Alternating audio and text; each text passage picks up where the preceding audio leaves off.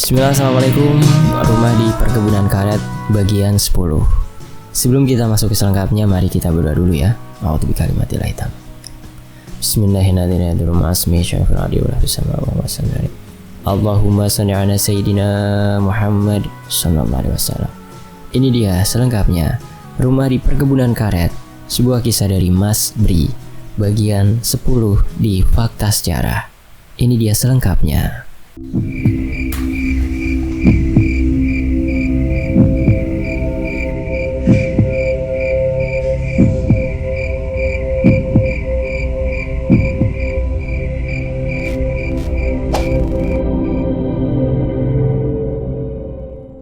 Kami keluar kamar. Di ruang tengah, lampu Petromax masih menyala, tapi tidak terlalu terang. Suasananya jadi sedikit temaram. Dan benar, kecurigaan Wahyu terbukti setelah melihat ke belakang. Ternyata pintu belakang terbuka lebar. Padahal kami yakin kalau sebelumnya sudah tertutup dan terkunci. "Ayo Pak, kita tutup pintunya." Suara Wahyu sudah terdengar bergetar. Sepertinya dia mulai cemas. Perlahan kami melangkah ke pintu belakang. Tapi baru beberapa langkah, tiba-tiba suara itu muncul lagi. Tapi kedengarannya bukan dari dapur seperti sebelum-sebelumnya, melainkan di ruang tengah, tepat di depan lemari. Sumber bunyi tepat di samping kanan kami. Berhenti beberapa saat memperhatikan bunyi itu, kemudian kami lanjut melangkah. Sesampainya di depan pintu belakang yang terbuka lebar, sekilas kami dapat melihat kucing hitam duduk di halaman belakang, menatap tajam tanpa bersuara, tanpa memperdulikan si kucing. Lalu Wahyu menutup pintu dan menguncinya. Namun, baru saja kami akan membalikan badan untuk kembali ke kamar, tiba-tiba pintu depan perlahan terbuka dengan sendirinya. Bunyi gesekan pintu depan dan putaran engselnya menghipnotis kami jadi diam 1000 bahasa. Memperhatikan dengan seksama pintu yang semakin lama semakin terbuka lebar hingga akhirnya terbuka sepenuhnya. Kami semakin diam ketika melihat ada sosok yang sedang berdiri diam di luar, berdiri menghadap ke dalam rumah. Sosok perempuan berbaju gelap kusam dengan rambut kusut panjangnya. Lampu Petromax yang masih menyala redup memaksa kami untuk dapat melihat semuanya dengan jelas. Masih diam tidak bergerak, kami memperhatikan terus sosok perempuan itu yang beberapa saat kemudian mulai bergerak masuk ke rumah. Sosok yang menyeramkan bergerak seperti melayang membawa tubuhnya ke ruang tengah. Kami sangat ketakutan. "Pak, kita keluar rumah sekarang." Wahyu membuka kembali pintu belakang, menarik tanganku untuk keluar. Ketika sudah berada di luar, aku tidak melihat lagi kucing hitam tadi. Entah kemana. Berjalan cepat, kami menyusuri samping rumah dalam gelap. Sesampainya di halaman depan, Wahyu berhenti melangkah. Lalu dia melihat ke dalam rumah, ruang tengah, karena pintu depan masih terbuka lebar. "Ayo yuk, jalan terus." Aku mengajaknya untuk segera pergi. "Lihat, Pak." Wahyu menyuruhku untuk melihat ke dalam rumah yang akhirnya aku ikuti kemauannya. Di ruang tengah ada lubang berbentuk liang lahat dengan gundukan tanah di sebelah kanannya, sementara di sebelah kiri sosok perempuan menyeramkan itu berdiri menghadap ke liang itu dengan kucing hitam duduk diam di sampingnya. Jantung serasa berhenti melihatnya, sangat menyeramkan. Lalu aku tarik tangan Wahyu untuk segera meninggalkan rumah. Sekali lagi, kami menyusuri perkebunan karet di tengah malam yang gelap dan sunyi, membelah sisi cekam dan menakutkan, tanpa tahu harus melangkah kemana. Sementara itu, di lain waktu, cerita tentang desa Sindanghulu masih di area perkebunan karet, Sumatera. Pak Lukman berkata, "Makanya saya dan teman-teman yang pernah bekerja di situ, tidak ada yang berani datang ke sana lagi kalau nggak terpaksa, apalagi untuk tinggal. Nggak berani. Banyak kejadian menyeramkan yang enggak masuk di akal." Begitu kata Pak Lukman sambil sesekali menghisap rokok yang ada di tangannya. entah sudah batang keberapa yang dia habiskan. Pak Lukman usianya sudah 67 tahun. Tubuh kurusnya tampak masih kuat dan sehat, walaupun uban sudah menutupi seluruh kepala. Sambil duduk di kursi kayu, kopi hitam dan singkong rebus tersaji di atas meja. Kami berbincang di teras rumahnya, rumah besar yang terletak persis di samping rumah sakit. Oh, jadi kalian berdua yang tinggal di perkebunan itu sekarang? Gimana? Betah? Begitu ucapan Pak Lukman di tengah-tengah perbincangan bersama aku dan Wahyu waktu pertama kali kami bertemu. Pertemuan di luar kesengajaan. Waktu itu aku berniat menjemput Wahyu di rumah sakit setelah beberapa hari dirawat. Aku sedang mengurus administrasi rawat inap Wahyu. Wahyu duduk sendirian di ruang tunggu. Ketika sedang menunggu itulah dia bertemu dengan Pak Lukman. "Pak, kenalin nih Pak Lukman. Beliau pernah jadi mandor perkebunan karet kita. Tapi dulu banget. Tahun berapa, Pak?" Bersemangat Wahyu memperkenalkan Pak Lukman ketika aku sudah duduk di sebelahnya. Antara tahun 70 sampai 72 kira-kira. Memang sudah lama sekali, 20 tahun yang lalu. Begitu Pak Lukman bilang, menjawab pertanyaan Wahyu. "Saya Heri, Pak. Bersama Wahyu, kami mengelola perkebunan karet itu sekarang," kataku. "Lalu kalian tinggal di situ juga?" "Iya, Pak," jawab kami kompak. "Kalau begitu, nanti tolong sempatkan waktu datang ke rumah saya. Akan banyak hal yang bisa kita bahas dan perbincangkan." "Itu rumah saya yang pagar besi hitam." Sambil tersenyum, beliau mengundang kami untuk datang ke rumahnya. Sambil menunjuk keluar jendela, menunjuk salah satu rumah besar yang letaknya persis di sebelah rumah sakit. "Akan banyak yang bisa kita bahas dan perbincangkan." Kalimat terakhir ini membuat penasaran. Itulah sebabnya kami benar-benar berniat untuk ke rumahnya segera. Pada suatu hari Minggu, pukul 1 siang, kami sudah sampai di depan rumah Pak Lukman. Rumah besar dengan desain yang sederhana, bercat putih. Beberapa sepeda motor terparkir di halaman luasnya. "Tunggu sebentar ya, saya panggil Bapak dulu, silakan duduk." Setelah beberapa kali kami mengetuk, muncul seorang ibu. Ada 4 kursi kayu berwarna hitam mengelilingi meja bulat. Aku dan Wahyu duduk di kursi itu. Tidak lama kemudian, Pak Lukman muncul dari dalam rumah.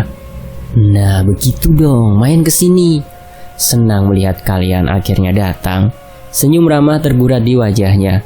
Wajah dengan banyak garis usia menjelang senja. Walaupun begitu, sinar keceriaan dan bahagia masih terpancar. Belum kenal terlalu lama, tapi kami sudah menyukai pribadinya. Tidak banyak basa-basi. Kami langsung larut dalam percakapan yang akrab dan menyenangkan. Pak Lukman sebenarnya asli Jawa Timur, tetapi ketika masih muda, dia ikut salah satu pamannya untuk merantau dan bekerja di Sumatera. Sampai akhirnya beliau bertemu dan menikah dengan wanita pilihannya. Ibu yang tadi membukakan pintu untuk kami adalah istri Pak Lukman. Mereka memiliki 3 anak, semuanya sudah menikah.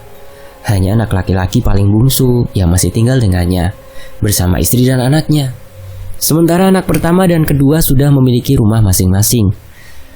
Paman Pak Lukman meninggal pada awal tahun 1980-an.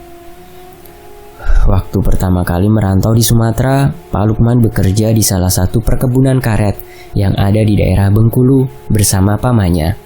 Cukup lama beliau bekerja di perkebunan karet ini. Dengan berbekal pengalaman itulah, akhirnya beliau ditawari untuk menjadi mandor di perkebunan baru yang dimiliki oleh perusahaan swasta. Perkebunan inilah yang nantinya akan menjadi tempat kami bekerja. Pak Lukman sangat tertarik dengan tawaran menjadi mandor itu. Di samping upahnya yang lumayan besar, dia juga diberi fasilitas tempat tinggal. Dia dan keluarga hanya perlu membawa keperluan pribadi. Rumah yang akan dijadikan tempat tinggal nantinya terletak di perkebunan karet yang akan menjadi lahan pekerjaannya. Katanya rumah ini berdiri sudah sejak lama, tapi dipugar dan diperbaiki kembali oleh perusahaan menjadi rumah yang sudah layak tinggal. Pak Lukman dan istri cukup senang dengan keadaan ini, tidak terlalu pusing memikirkan tempat tinggal. Tapi akhirnya yang tinggal di rumah perkebunan karet itu hanya Pak Lukman, istri dan anak bungsunya saja. Anak pertama dan kedua tinggal di kota bersama sang paman. Mereka sekolah di kota. Singkatnya, akhirnya Pak Lukman dan istri beserta anak bungsunya tinggal di rumah itu. Beliau sangat ingat ketika dalam perjalanan pertama kali bersama anak dan istri mengunjungi perkebunan karet. Suatu siang di hari Minggu, mereka bertiga menggunakan motor dari kota. Anak bungsunya bernama Bowo masih berumur 5 tahun. Ketika itu, Bowo yang dibonceng di depan sedang memperhatikan jalan. Bowo yang sejak awal perjalanan selalu bicara, tiba-tiba diam.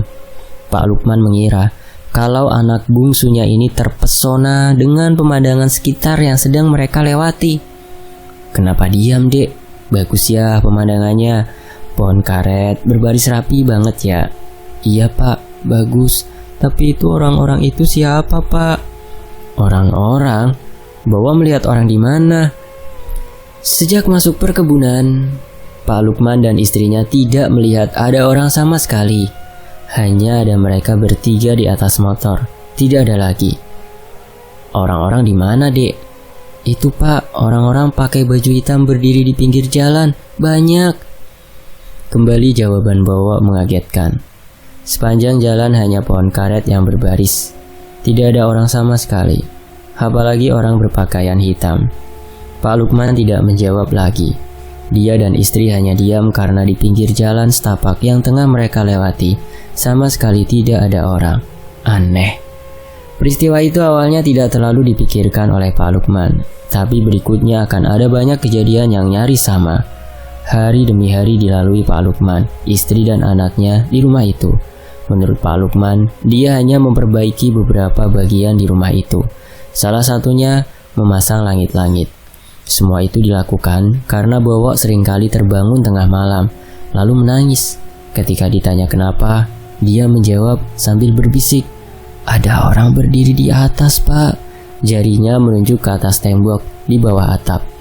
Untuk mengurangi ketakutan anak dan istrinya, Pak Lukman akhirnya membuat langit-langit dari anyaman bambu. Langit-langit rumah perubahan satu-satunya yang dibuat oleh Pak Lukman. Setelah itu bentuk rumah sama sekali tidak ada perubahan sampai aku dan Wahyu menempatinya. Tidak hanya keadaan rumah, kejadian aneh dan seram yang mereka alami nyaris sama.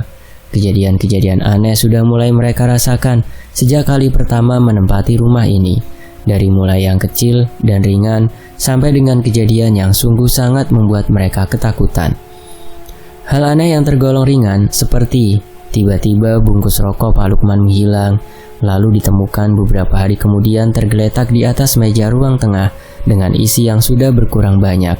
Atau ketika istri Pak Lukman tiba-tiba mencium bau rokok di dalam rumah, padahal saat itu Pak Lukman sedang bekerja di perkebunan. Pernah juga suatu ketika Bowo berlari keluar kamar ketika sedang tidur siang. Ketika ditanya alasannya, dia bilang ada orang berdiri di dalam kamar berpakaian serba hitam. Itu beberapa kejadian yang aneh, yang masih tergolong ringan. Mereka masih bisa mengabaikan kejadian-kejadian itu dengan tetap menjalankan kehidupan seperti biasanya. Tapi, akhirnya, banyak kejadian yang tergolong sangat sulit diterima. "Pak, aku tadi akhirnya bisa ngobrol dengan ibu yang suka nyapu di samping rumah itu, Pak," kata sang istri membuka pembicaraan saat itu. Pak Lukman dan Bowo sedang mengobrol di ruang tengah setelah makan malam. "Gimana caranya? Kok bisa ngobrol?" "Kebetulan saja, Pak. Aku lagi di belakang rumah ketika ibu itu datang terus nyapu di samping.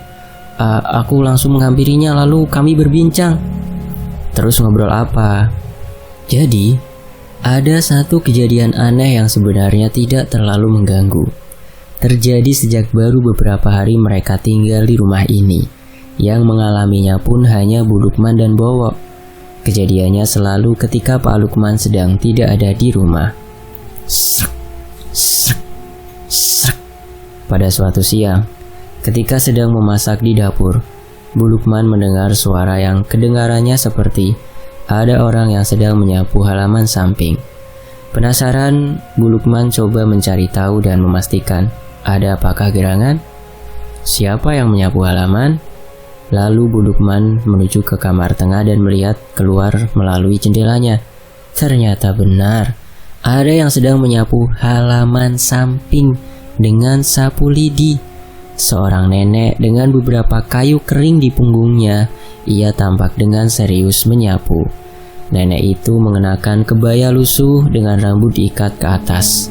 Tubuhnya bungkuk menahan beban kayu bakar yang ada di gendongannya. Cukup lama Bu Lukman memperhatikan dari jendela kamar. Ada yang aneh karena si nenek hanya menyapu di tempat yang sama. Tidak kemana-mana, hanya di tempat yang itu-itu saja. Jarak nenek itu menyapu dari jendela kamar tidak terlalu jauh, hanya sekitar beberapa meter. Sampai akhirnya Bu Lukman berniat untuk keluar, ingin berkenalan dan berbincang dengan si nenek yang sedang menyapu itu. Tapi sebelum keluar rumah, Bu Lukman keluar terlebih dahulu untuk mematikan kompor. Setelah sudah berada di halaman samping, ternyata nenek itu sudah tidak ada, sudah tidak menyapu lagi. Bu Lukman hanya bisa melihat si nenek di kejauhan, sudah melangkah pergi meninggalkan rumah, berjalan kaki menembus perkebunan karet. Itu saat pertama kali Bu Lukman melihat nenek penyapu itu. Berikutnya beberapa kali Bu Lukman melihatnya lagi, tapi lagi-lagi ketika belum sempat berbincang, si nenek sudah melangkah pergi menjauh. Sampai akhirnya Bu Lukman dapat bertatap muka dan berbincang dengan si nenek, walaupun hanya sebentar. Di satu siang, ketika Bu Lukman sedang menanam tanaman hias di halaman depan, tiba-tiba dari kejauhan dia melihat ada perempuan tua yang berjalan mendekat. Bu Lukman mengenali perempuan itu, yang tidak lain nenek yang beberapa kali menyapu halaman samping. Bu Lukman berusaha sesopan mungkin bertanya kepada si nenek. Bu Lukman mulanya memperkenalkan diri. Si nenek kemudian berhenti menyapu. Senyum menggurat di wajah lelahnya yang kelihatan pucat ketika menatap Bu Lukman. Mata nenek ini sudah kuyuh, nyaris kelihatan terpejam. "Oh iya, saya mau menyapu sebentar ya, boleh kan?" Dengan suara terbata-bata, si nenek akhirnya bersuara. Suaranya bergetar pelan, nyaris berbisik. "Boleh nek, silakan. Maaf, nenek dari mana ya?" tanya Bu Lukman lagi. "Dari kampung sebelah, cari kayu bakar." Karena si nenek terlihat lelah, maka Bu Lukman berniat untuk memberinya minum, lalu melangkah masuk untuk mengambil segelas air dan sedikit makanan. Namun apa daya, ketika kembali keluar lagi, ternyata nenek itu sudah pergi, menghilang entah kemana. Begitu Pak ceritanya. Bu Lukman mengakhiri cerita tentang pertemuan dengan nenek sapu lidi kepada suaminya. Lain kali kalau nenek itu datang lagi, biarkan saja. Nggak usah ditegur atau ditanya lagi ya Bu. Begitu kata Pak Lukman, yang membuat istrinya menjadi sedikit keheranan. Loh, kenapa begitu Pak? Pokoknya Ibu nggak usah negur lagi nenek itu ya. Pak Lukman menutup pembicaraan, lalu meninggalkan ruang tengah dan masuk ke kamar. Sementara Bu Lukman masih keheranan sambil membereskan meja makan dan meja ruang tengah. Jadi sebenarnya Pak Lukman juga penasaran kepada sosok nenek dengan sapu lidi yang diceritakan oleh istrinya itu. Walaupun Pak Lukman sendiri belum pernah melihatnya. Karena rasa penasaran itulah, akhirnya beliau menanyakan hal itu kepada para pekerja yang kerap membantunya di perkebunan. "Nenek dengan sapu lidi Pak?" Begitu tanya salah satu pekerja ketika Pak Lukman lempar pertanyaan kepada mereka. "Iya, nenek dengan sapu lidi. Dia beberapa kali datang dan menyapu halaman samping rumah kami, tapi hanya sebentar. Setelah itu menghilang lagi entah kemana." Lalu ada satu pekerja yang sudah cukup tua usianya. Beliau lantas bercerita. "Jadi sekitar 20 tahun yang lalu, tepat di atas perkebunan ini, ada perkelahian banyak warga yang memakan banyak korban meninggal. Salah satu korbannya seorang remaja lelaki. Sejak kecil, remaja ini dirawat dan dibesarkan oleh neneknya. Nenek itu sangat terpukul ketika tahu kalau cucu kesayangannya mati terbunuh dalam perkelahian besar itu." Belum sampai Pak Lukman bertanya, pekerja ini melanjutkan ceritanya. Lalu nenek ini menjadi sebatang kara ketika cucu kesayangannya mati terbunuh. Dia sangat sedih. Almarhum cucunya dimakamkan di pemakaman umum yang letaknya dekat rumah yang bapak tinggali sekarang. Menurut tetangganya, nyaris setiap hari si nenek datang ke pemakaman untuk membersihkan makam cucunya setelah dia berkeliling mencari kayu bakar. Dia selalu membersihkan makam dengan menggunakan sapu lidi, nyaris setiap hari. Nenek itu masih hidup kan sekarang? Itulah pak, nenek itu sudah meninggal beberapa tahun setelah cucunya meninggal. Tapi ada cerita beredar, katanya beliau masih sering terlihat berada di pemakaman, membersihkan makam cucunya, padahal ia sendiri sudah meninggal dunia. Pak Lukman masih terbengong-bengong ketika si pekerja terus melanjutkan ceritanya. Akhirnya, ya pak, beberapa tahun yang lalu, desa tempat tinggal nenek itu pun digusur untuk pembangunan perkebunan pohon karet ini. Termasuk pemakaman umum tempat makam cucunya digusur juga. Desa itu termasuk dengan pemakaman umum, lalu dipindahkan ke wilayah di belakang perkebunan itu pak, di belakang hutan. Pak Lukman belum berkata-kata lagi. Nah, menurut cerita yang beredar lagi, karena pemakaman itu termasuk pemakaman yang sudah sangat tua umurnya, katanya banyak makam yang enggak terbawa, banyak makam yang belum dipindahkan, mungkin termasuk juga makam cucu nenek sapu lidi itu. Pak Lukman semakin tertegun mendengar cerita itu. Makanya saya kaget ketika bapak cerita kalau istri bapak sering melihat nenek menyapu dengan sapu lidi. Tolong bilang ke istri bapak, kalau nenek itu datang lagi, nggak usah ditegur atau dipanggil, biarkan saja. Begitulah kisah nenek dengan sapu lidi itu. Aku dan Wahyu mendengar ceritanya, jadi mengerti kenapa nenek itu sering terlihat menyapu samping rumah dengan sapu lidi. Ternyata begitulah ceritanya. Lalu ada kejadian apa lagi di rumah itu ketika Pak Lukman masih tinggal di situ, Pak? Wahyu semakin penasaran dengan cerita lanjutan dari Pak Lukman. Banyak, satu persatu akan saya ceritakan. Salah satu cerita mengerikan adalah ketika tengah malam saya mendapatkan Bowo enggak ada di tempat tidurnya. Bowo menghilang. Hah? Bowo kemana pak? Tanyaku jadi ikut penasaran. Begini ceritanya. Pada suatu malam, Pak Lukman dan istrinya masuk kamar ketika mulai mengantuk. Sebelumnya, Bowo sudah tidur terlebih dahulu di kamar. Mereka bertiga tidur dalam satu kamar, di kamar tengah. Kemudian pada tengah malam, ketika pukul 1, Pak Lukman terbangun karena sang istri membangunkannya. Pak, bangun pak, Bowo hilang pak. Gimana ini pak? Nyaris menangis Bu Lukman mengatakannya. Setelah Pak Lukman sudah benar-benar terjaga, dia melihat kalau Bowo memang sudah tidak ada di kamar. Coba menenangkan diri, Pak Lukman langsung mencari Bowo. Ibu tunggu di kamar saja, jangan kemana-mana, biar bapak yang cari Bowo. Kunci pintu kamar bu. Lalu Pak Lukman pergi keluar kamar, memeriksa setiap sudut rumah, mencari keberadaan Bowo. Setiap ruangan dia masuki, dari kamar depan sampai ke kamar belakang, kamar mandi, dapur, semuanya. Tapi belum juga ada hasil, Bowo belum juga ditemukan. Lalu berbekal obor di tangan, Pak Lukman memutuskan untuk memeriksa bagian luar rumah. Halaman depan menjadi tempat pertama yang diperiksa, tapi nihil, Bowo belum kelihatan juga. Lalu dia berjalan perlahan ke samping rumah, memeriksa, menajamkan penglihatan, menembus gelapnya malam. Hasilnya sama, Bowo belum kelihatan juga. Belum patah semangat, Pak Lukman lalu melanjutkan pencarian ke belakang. Sesampainya di belakang, Pak Lukman mencoba menerangi gelapnya pepohonan bambu yang tumbuh rindang memenuhi wilayah itu. Pohon-pohon bambu yang memang cukup rapat tumbuhnya. Setelah melihat sekeliling dan belum juga ada hasil, tiba-tiba ada yang memaksa Pak Lukman untuk coba masuk ke pepohonan bambu. Perasaannya mengatakan kalau ada sesuatu di dalamnya. Lalu dia melangkahkan kaki memasuki gelapnya pepohonan bambu. Penglihatannya mencoba menembus gelapnya tempat itu. Memicingkan mata, menajamkan sudut pandang, sangat gelap.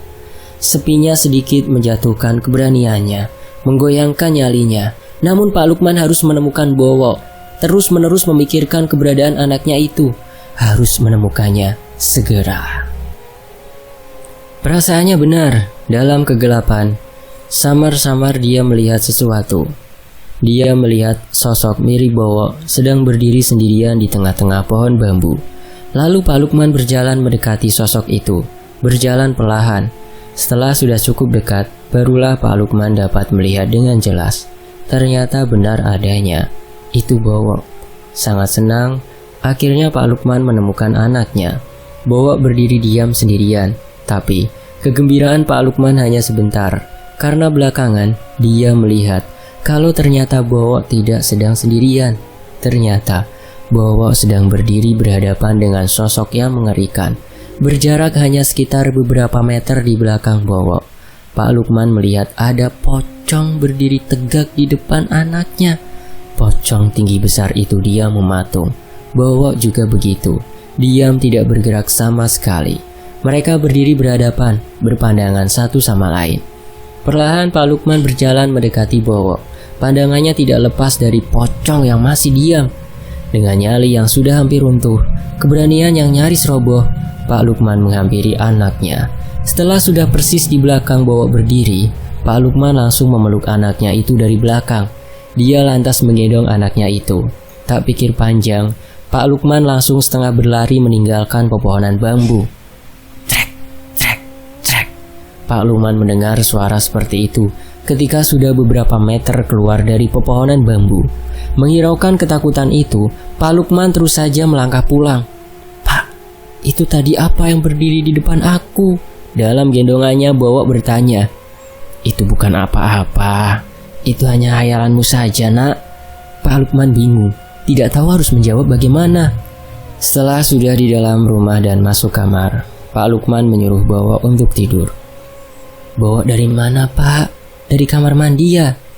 "Iya Bu, sakit perut katanya," jawab Pak Lukman singkat, berbohong dengan tujuan supaya istrinya tidak menjadi ketakutan. Kemudian pada suatu hari, Pak Lukman harus meninggalkan rumah pagi-pagi sekali. Dia dan istri harus mengantar Bowo ke rumah sakit.